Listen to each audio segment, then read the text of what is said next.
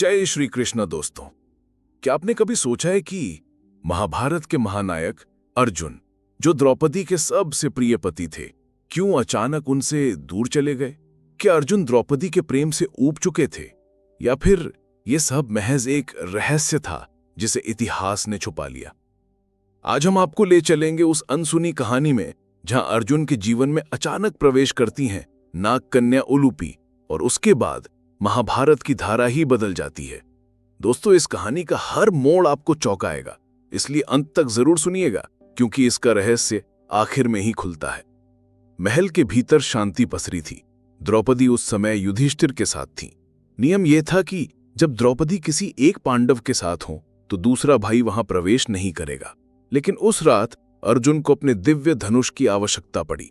वे संकोच में थे, जाएं या ना जाएं। अंततः वे कमरे में चली गए। युधिष्ठिर चौंक उठे, द्रौपदी की आंखें भी आश्चर्य से फैल गईं। अर्जुन समझ गए नियम भंग हो गया है। द्रौपदी ने धीरे से कहा, क्यों आए आप यहां अर्जुन? अब ये गलती आपको भारी पड़ेगी। और सचमुच प्रायश्चित स्वरूप अर्जुन को 13 वर्षों का वनवास स्वीकार करना पड़ा। वनवास ने अर्जुन को भीतर से तोड़ दिया। वे अकेलेपन में डूबते गए और गंगा के तट पर तपस्या में लीन रहने लगे। उनकी आंखों में पछतावा और हृदय में पीड़ा थी। वे सोचते, क्या यही मेरी नियति है? द्रौपदी से दूर रहकर क्या मैं कभी शांति पा सकूंगा? इसी समय एक अप्रत्याशित घटना घटी। गंगा की लहरें अचानक विचलित हुईं। कुछ चमकती किरणें पानी से ऊपर उठीं।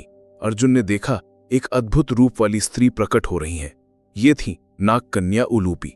उनकी आंखें गहरी झील जैसी थीं, चेहरा चंद्रमा की तरह दमक रहा था। वे अर्जुन के पास आईं और बोलीं, महान धनुर्धर, मैं उलूपी, नागवंश की राजकुमारी। आपके पराक्रम की चर्चा तीनों लोकों में है। आज जब मैंने आपको देखा, मेरा हृदय आप पर मोहित हो गया। मेरे साथ चलिए। अर्जुन विस्मित रह गए।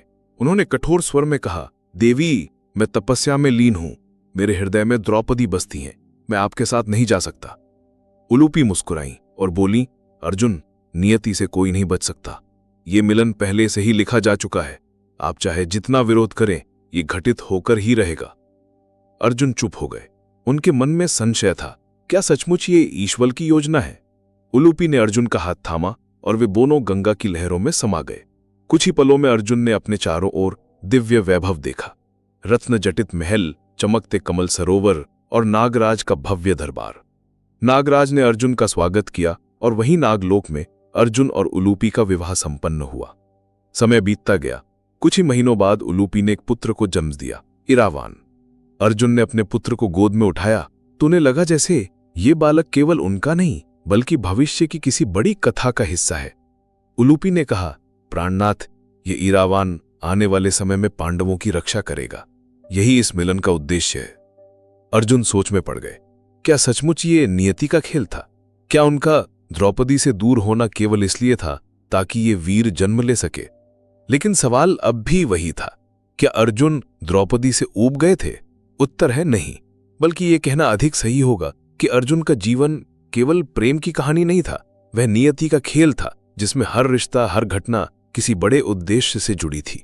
द्रौपदी अर्जुन का पहला और सच्चा प्रेम थी, परंतु उलूपी का आगमन उनके जीवन की वह कड़ी थी जिसने महाभारत को आगे बढ़ाया और पांडवों की विजय सुनिश्चित की। सोचिए दोस्तों, अगर उलूपी अर्जुन के जीवन में ना आती तो क्या पांडव वंश सुरक्षित रह पाता? तो दोस्तों, क्या अर्जुन सचमुच द्रौपदी से ऊब गए थे?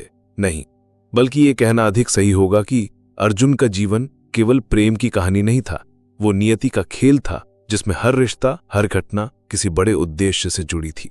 द्रौपदी अर्जुन का पहला और सच्चा प्रेम थी, परंतु उलूपी का आगमन उनके जीवन की वह कड़ी थी जिसने महाभारत को आगे बढ़ाया और पांडवों की विजय सुनिश्चित की।